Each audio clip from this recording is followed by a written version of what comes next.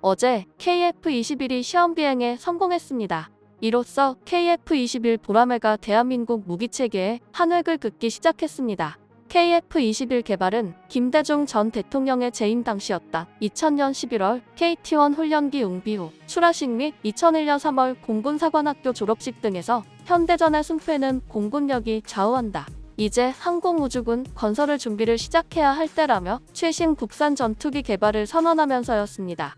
이후 결국 2001년 3월 김대중 대통령이 선언했던 국산 전투기 개발이 21년 4개월 만에 결실을 맺은 것입니다. 이번 시험 비행은 가히 기적이라 할 수 있습니다. 왜냐하면 5세대에 가까운 4.5세대 중에서도 최상급의 전투기는 설계부터 어느 것 하나 쉬운 것이 없습니다. 하지만 주변국들부터 불가능하다고 했던 일을 대한민국은 결국 해냈습니다.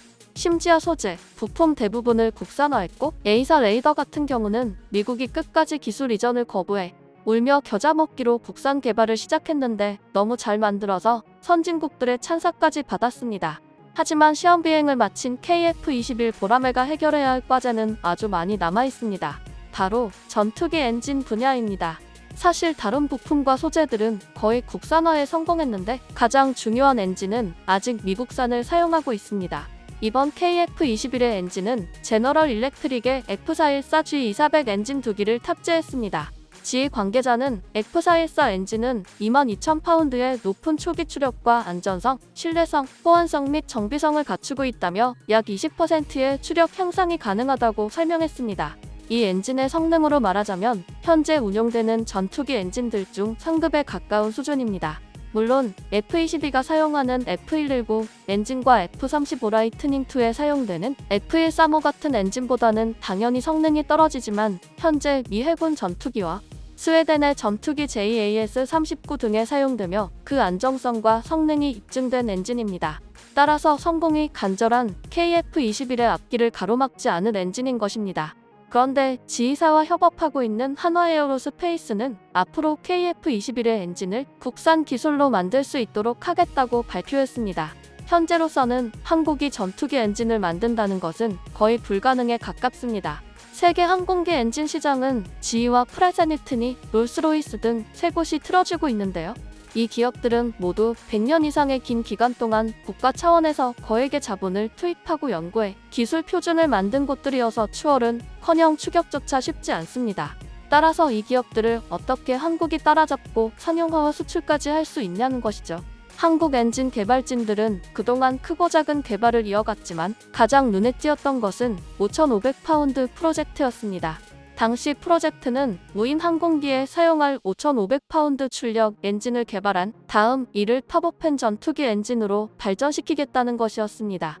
이 계획이 가능하려면 터보팬 엔진 코어 기술 개발 과제를 통하여 제시된 부품 현상을 기준으로 하여 1600K 이상 운용이 가능한 정밀 주조 부품 및 고온, 고강성 특성을 갖는 터빈 디스크용 부품을 개발해야 했습니다.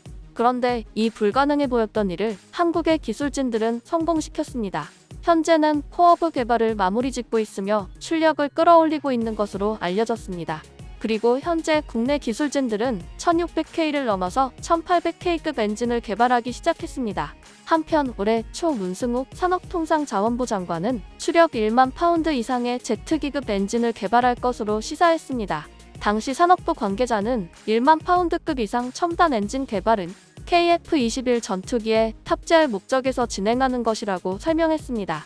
산업부 관계자는 지난 요소수 부족 사태를 예로 들며 작은 요소수 하나로도 큰 사달이 벌어졌다며 항공 엔진의 국산화 추진 배경을 설명했습니다. 그는 전투기 엔진은 국가 안보와 직결되는데 일정 추력 이상은 다른 나라에서 팔지 않으려 해 애로를 겪곤 한다고 덧붙였습니다. 결국 수출과는 별개로 국가 안보상의 이유로도 국산 엔진이 꼭 필요하다는 것입니다. 한편 이처럼 엔진 개발에 열을 올리는 이유는 또 있습니다. 바로 KF-21 블록 3 때문입니다. 현재 현존하는 최강의 스텔스기인 F-22 랩터에 탑재되고 있는 엔진의 터빈 입구 온도는 1922켈빈입니다. 결국 현재 한국이 개발을 시작한 것으로 알려진 1870켈빈 기반의 엔진 개발은 앞으로 F-22 랩터 엔진과 맞먹는 엔진을 한국이 개발하는 것이라는 의미입니다. 한국이 이처럼 고성능 엔진을 개발하는 것은 주변국들이 혹시 수출을 안 해주면 어쩌나 하는 걱정을 덜 수 있기 때문입니다.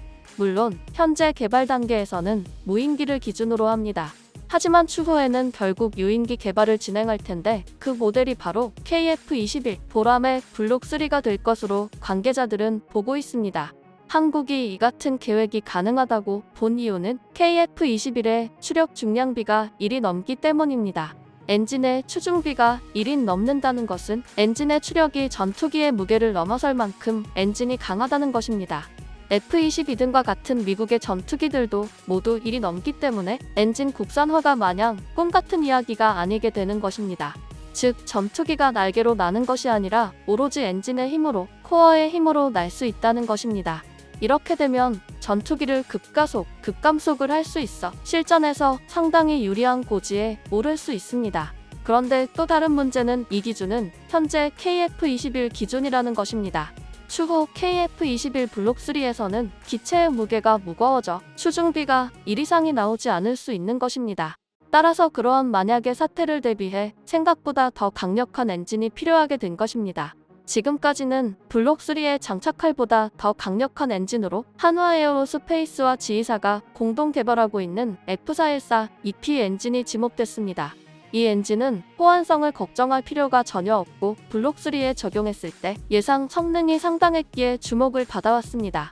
하지만 또다시 지휘사의 엔진을 사용하게 되면 성능은 아무리 뛰어날 수 있어도 전투기의 핵심인 엔진 문제에서 자유로워질 수 없다는 것이죠. 따라서 국내 연구진들은 시제기 양산이 모두 끝나고 공군에 인도될 2032년까지 1870켈빈 이상의 엔진을 개발하려 엄청난 노력을 하고 있는 것입니다. 즉 1870켈빈 수준의 엔진 또는 그보다 높은 성능의 엔진을 개발한다면 현재 미국에게 종속되던 위치에서 한국과 KF-21 보라매는 자유의 몸이 될 수 있습니다. 또한 한국은 엔진까지 국산인 초순수 국산화 전투기를 가지는 나라가 되는 것입니다. 매번 선진국들이 엔진 제공 여부를 걱정할 필요가 없어지는 겁니다. 그런데 한국의 이러한 계획을 보고 일각에서는 절대 불가능하다는 입장을 보이고 있습니다. 그리고 한국이 만약 F-22 수준에 다다라도 그때쯤 미국은 더욱 뛰어난 성능으로 발전한 상태일 것이라고 말합니다. 실제로 현재 F-35에 들어가는 F-135 엔진의 터빈 입고 온도는 무려 2260켈빈에 달합니다. 심지어 현재 한국과 협업 중인 미국 지휘사의 차세대 미래 엔진의 터빈 입고 온도는 2520켈빈을 목표로 하고 있습니다. 그런데 한국이 엔진 종속 시대를 끊겠다며 개발 중인 엔진은 1800켈빈에 불과해 일각의 주장이 나온 것입니다. 다시 말하자면 한국이 최소 10년 아닌 2030년대에 F-22 렉터 수준의 엔진 개발에 성공한다고 하더라도 현재 세계 무대에서는 선진국들을 절대 이길 수 없습니다. 이처럼 엔진 성능의 숫자들만 보면 현재 한국이 국산 엔진을 개발하는 것이 헛수고인 것처럼 보입니다. 결국 엔진을 개발해도 국내에서만 사용된다면 비용 부담이 큰 것은 사실이기 때문입니다. 그리고 첩첩산중인 것이 한국이 국산 엔진을 개발한다면 미국과 유럽의 엔진 선진국들로부터 더 이상 최신 엔진과 기술을 협력할 수 없을 수 있다는 주장도 나옵니다. 한국이 아무리 엔진 종속을 벗어나려는 이유만으로 개발했어도 선진국들이 보기에는 그냥 자신들의 경쟁사가 하나 더 늘은 것으로 보여지기 때문입니다. 그런데 한국 연구진들이 이러한 사실도 모르고 개발에 착수하지는 않았을 것입니다. 원래 세계 엔진 시장은 제너럴 일렉트릭, 프렛 앤 위트니, 롤스로이스 이 세 개 회사가 독점하고 있다고 해도 과언이 아닙니다. 그런데 전문가들은 현재 엔진 시장의 독점이 깨질 징조가 보이고 있다고 하는데요. 실제로 일본은 엔진협회 JAEC를 설립했고 이를 본 중국 또한 AECC를 출범시켰습니다.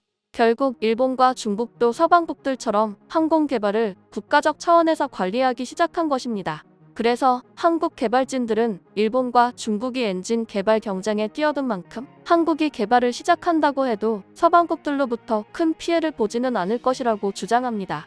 심지어 미국은 중국을 견제하고 있으니 한국의 엔진 개발을 전폭 지원해줄 가능성도 높다고 보기도 합니다.